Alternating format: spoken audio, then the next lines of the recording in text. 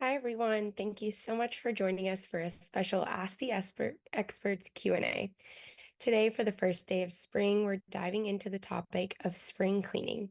We are joined by Isis Lampier, the Manager of Infection Prevention and Control at Moffitt Cancer Center.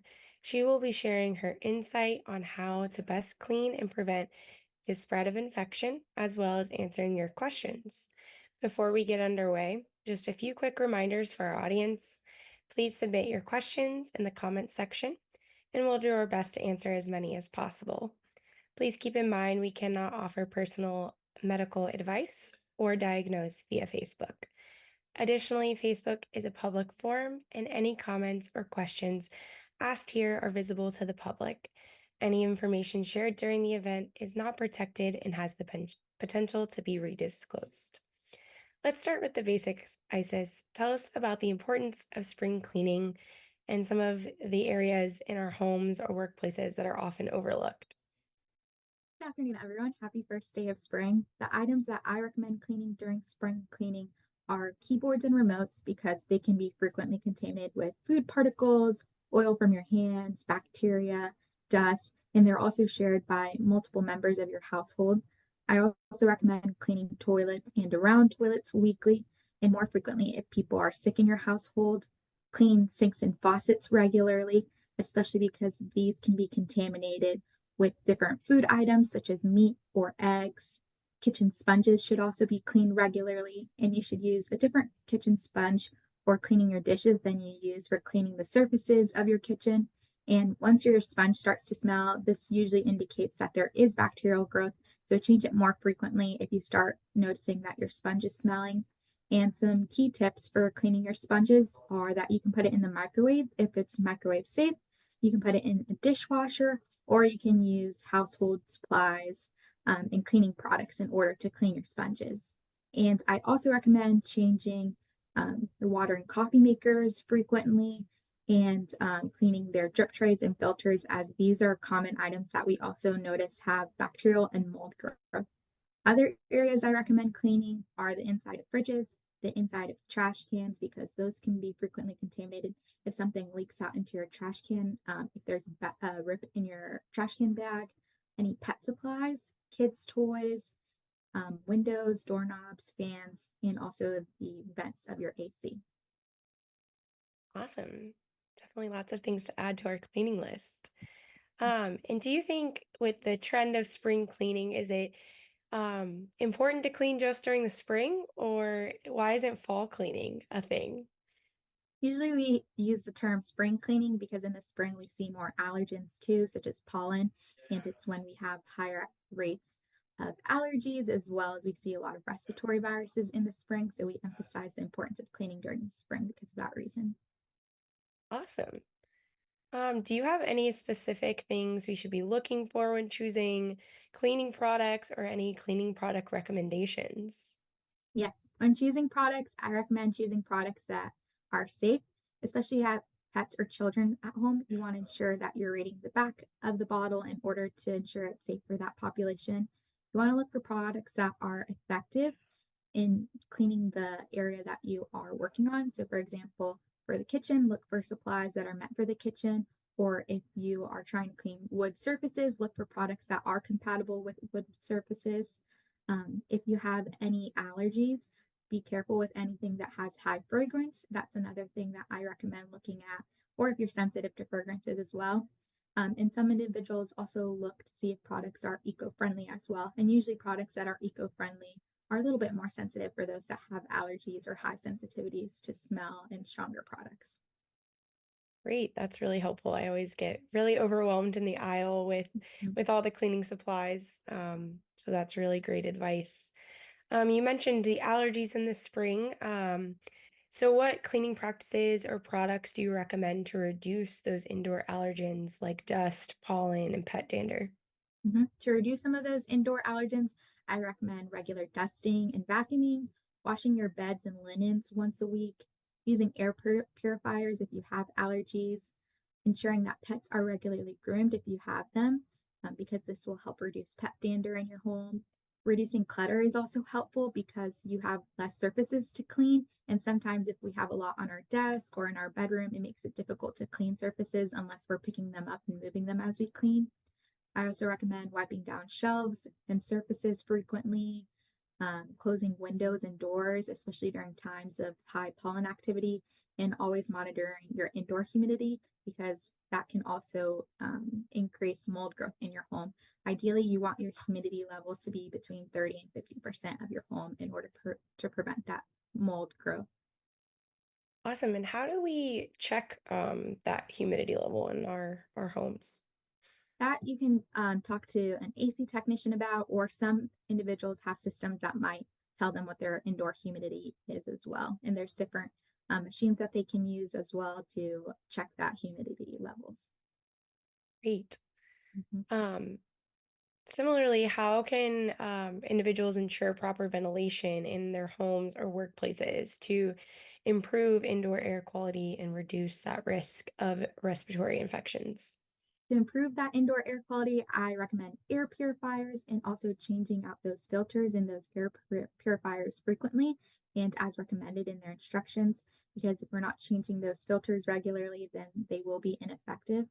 Also, open windows and doors when you're cleaning, and if there's not high pollen outside, this will help circulate some of those smells from the cleaning products. Control indoor humidity again, limit any indoor air pollutants, such as aerosols with different types of smelling sprays that you might put in your home or candles, and as well as regularly cleaning your home. Great. And just a reminder for those joining us, feel free to ask any questions. We are here with Isis Lampier from our infection prevention team here at Moffitt. So we'll be answering any of your questions related to spring cleaning or how to keep your home or workplace clean. So in addition to cleaning surfaces, what measures can we take to maintain a healthy indoor environment during the spring season? I also recommend regularly dusting and vacuuming in order to reduce dust as well as any pet dander if you have pets at home, washing bedding and curtains as well. And using hot water will be helpful for removing those allergens, keeping door closed during peak times of pollen count. And you can always look up online or on the news channel when pollen is highest in your areas. Continue to monitor that indoor humidity, and if you do have allergies, I recommend limiting your outdoor exposures during times of peak pollen activity. Air purifiers, again, are very helpful. Maintaining your HVAC system and ensuring that you're changing filters regularly, cleaning vents as well regularly. Another thing is sometimes shoes can carry pollen.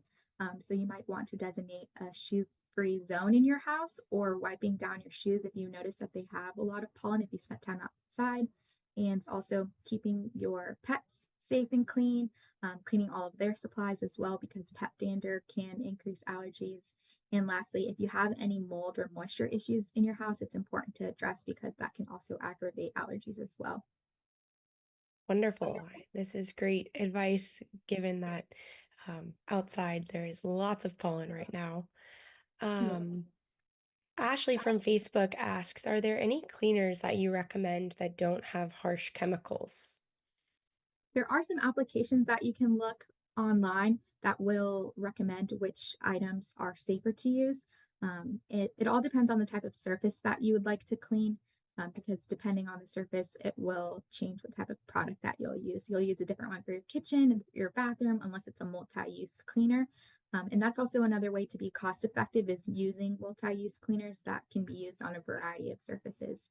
So I do recommend looking at um, those ingredients in all of your cleaning chemicals because it is important, especially if you have high sensitivity or allergies to cleaning products, as well as looking at what the different claims are on products is beneficial as well, because usually it'll list which organisms it's helpful in order to get rid of, as well as what it's effective in cleaning as well. Awesome. You mentioned cleaning bedding and curtains. How often should we be cleaning those items? Those should be cleaned weekly or more often if needed. So, for example, if you have a spill in your bed when you're eating some snacks late at night, I do recommend changing it more frequently, or more frequently if your pet is in your bed as well, or if anyone is sick in your house. It's important to change that bedding more frequently, but researchers typically recommend changing it once a week. Awesome.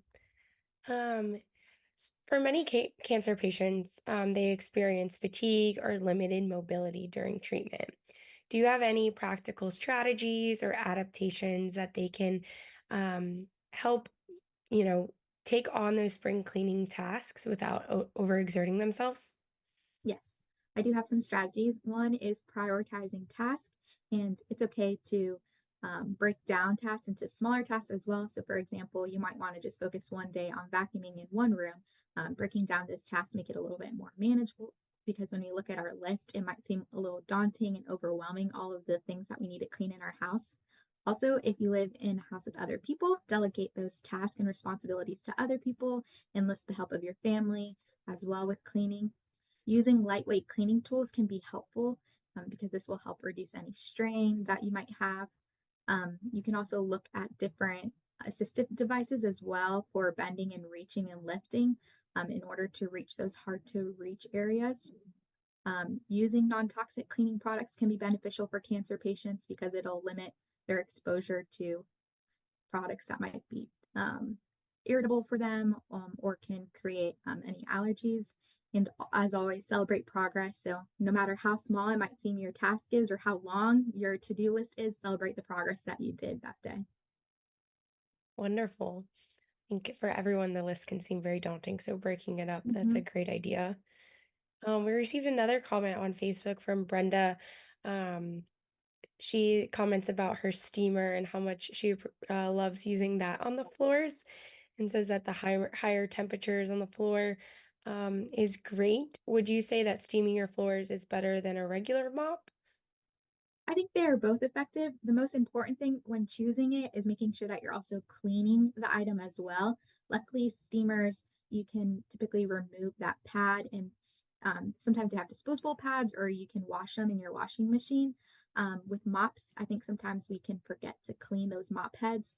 So it's important to always clean that item as well. But they both are effective. Great. Yeah, I think sometimes we forget that we have to clean the cleaning product. Yes. Like when you mentioned the sponges earlier, Mhm. that's definitely something to keep in Yeah, mind. and it's important also to store it in a good spot as well. So try to find a good spot where all your cleaning supplies might be, or where all of those mops and brooms are as well. And that way, that area in your house can be designated for those supplies too, and clean that area regularly as well. Great. Are there any particular practices that individuals with weakened immune systems or underlying health conditions should consider implementing during their spring cleaning routine to reduce their risk of exposure to harmful pathogens? Some recommendations may be using protective gear when you're cleaning. For example, you might want to wear gloves or a mask to reduce your exposure to different germs and allergens that might be stirred up while you're cleaning. Ventilate your indoor space while you're cleaning. That's helpful too because when you're cleaning all of that, you'll be breathing in. So you want to ensure that you ventilate it properly while cleaning. Choosing safe cleaning products is also helpful. Avoiding aerosol sprays because those can also be irritating to patients. Minimizing as much as possible your exposure to dust, allergens, and mold. And regularly cleaning your house will help ensure that because those different pathogens and the dust will also start to accumulate the less time it's been between your last cleaning. Always take breaks and pace yourself. Seek help if you need it, and asking individuals in your family or your household to clean. That's also helpful. And I also do recommend to always perform hand hygiene after you do finish cleaning, because that way you can remove any of those cleaners or disinfectants from your hands, as well as any dust or any other particles. It's great insight. How often should we be cleaning those high touch surfaces, especially in areas with the high foot traffic or where multiple people gather? It depends on the area, but daily or weekly, depending on the area. So, for example, if you are cooking, I recommend it daily if you're cooking daily in your house. But if it's an area that isn't frequently used as much, For example, your living room or your office, that can be weekly. So I definitely recommend cleaning before and after use, especially the kitchen. That's a good place to clean before and after use, especially all those kitchen countertops as well, especially if you're cleaning any meat or sorry, if you're cooking with meat or any egg products. It's also helpful to clean up after any events or gatherings that you might have. If you have a family dinner one night, it's recommended to clean after those events. And after always cleaning, I again recommend using either soap and water to clean your hands or hand sanitizer.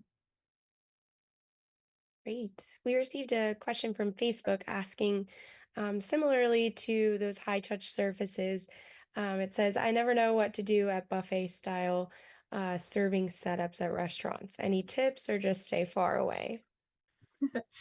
Yeah, so this is a question that you can ask your provider too, depending on where you are in your cancer treatment or if you're experiencing periods of neutropenia. But if you are able to go to a buffet, what I do recommend is cleaning your hands before entering the buffet line and then afterwards. That way you're starting your meal with clean hands. Wonderful. Never enough hand hygiene. So that's a great Yes, and if reminder. there happens to be napkins nearby, you can also grab shared tongs or spoons with a napkin as well. But performing hand hygiene is enough as well before and after. That way, you're ensuring that you're grabbing those different spoons and tongs with clean hands, and then before starting your meal, you're cleaning your hands as well. Great. We also received a question asking about in the home, where do you recommend keeping a cat litter box? So I actually don't have any cats, so I don't have any recommendations, but I know the CDC does have recommendations on pets. So I would check out their website. I know I've seen different recommendations. One that comes to mind is bathroom is an area to put those litter box, but I do not personally know. But it would be helpful to maybe ask your physician or look at the CDC's website for any advice on where to store those litter boxes. Great. And then what are some common mistakes that we might be making when spring cleaning that are inadvertently contributing to the spread of infections, and how can we avoid those?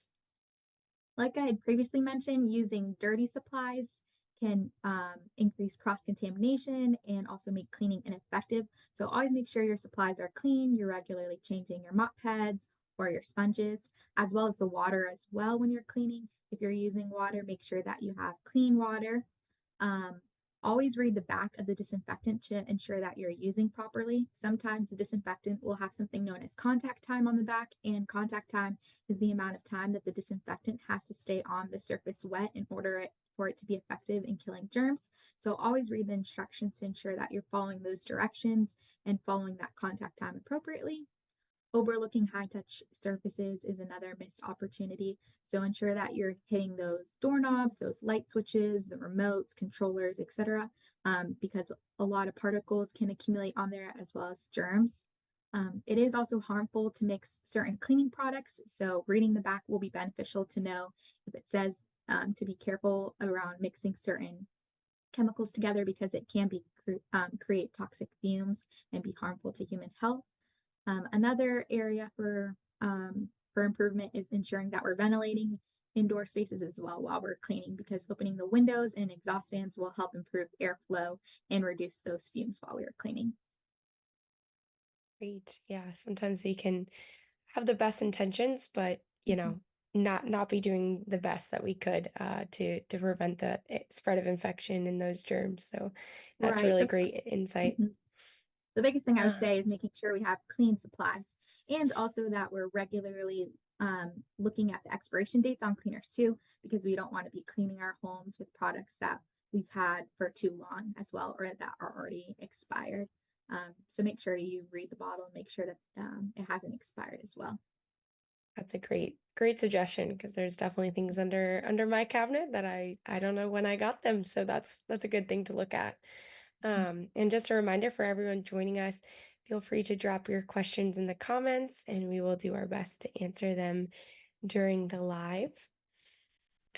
Is there anything um, that you want our audience to know about, as they're approaching spring cleaning and, taking all of these helpful hints?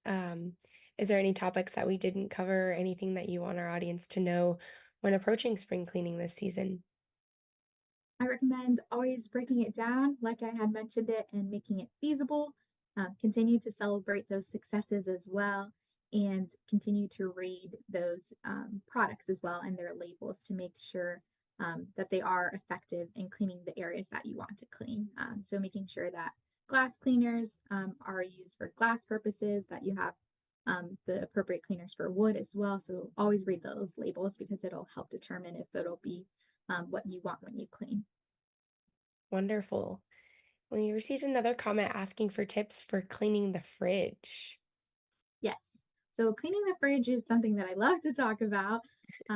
For sometimes we can have a lot of spills in the fridge, or we just forget to clean the fridge as well because it's always full. So I think spring is a great time to clean your fridge. Look at the things that are expired and discarded them appropriately. And if you're reorganizing the fridge, there's also great resources online from the CDC and some other health organizations that provide helpful tips on how to organize your fridge. For example, you should keep those meat products separately. You should put ready to eat and prepared foods and vegetables and fruits towards the top of your fridge because that'll prevent any contamination from meat or eggs leaking on them.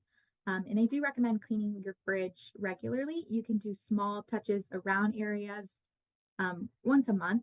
And then in the spring is a good time to really do a deep clean of the fridge. Doing a deep clean of the fridge once a year during spring or any other time of the year is beneficial.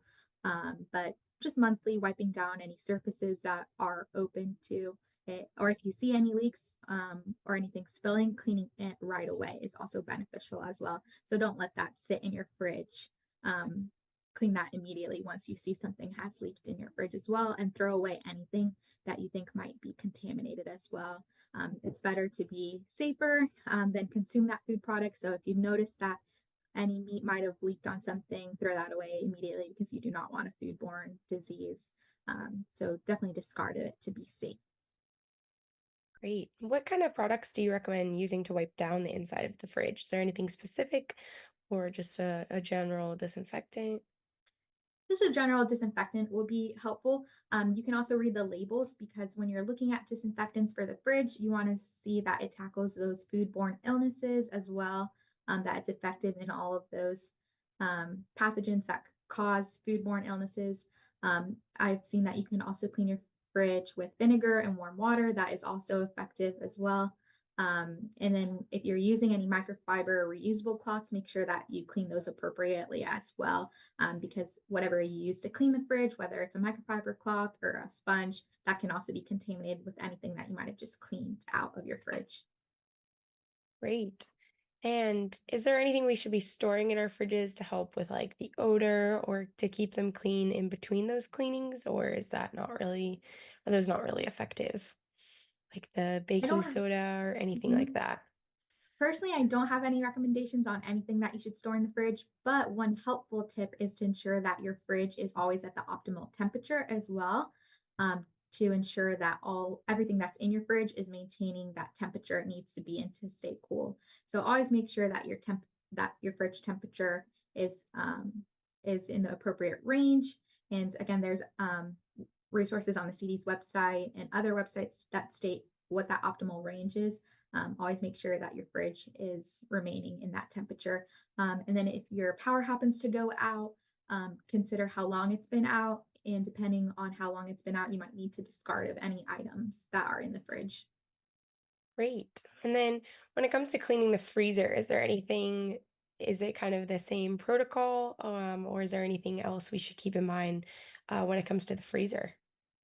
Similar protocol for cleaning the freezer. One thing is in the freezer, you'll see there could be more water in the freezer because of the ice. So ensure that you're also cleaning any ice that begins forming in the freezer as well. Don't let that sit and continue to grow in your freezer as well. So that's something helpful that you can do in the spring as well. Is if you see a lot of ice starting to grow in the fridge, you can start cleaning that and melting that ice down as well. Awesome. Well, thank you so much to Isis Lampier for answering these questions. And thank you to everyone for tuning in. For more information, visit moffitt.org or the resources that were mentioned throughout today's live. We enjoyed talking with you all and look forward to the next time. Thank you again. Thank you, everyone.